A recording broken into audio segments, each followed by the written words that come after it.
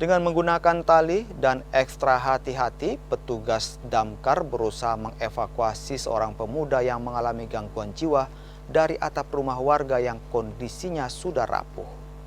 Setelah berjibaku selama kurang lebih 1 jam, petugas damkar akhirnya berhasil mengevakuasi pemuda dari atap rumah dalam kondisi selamat.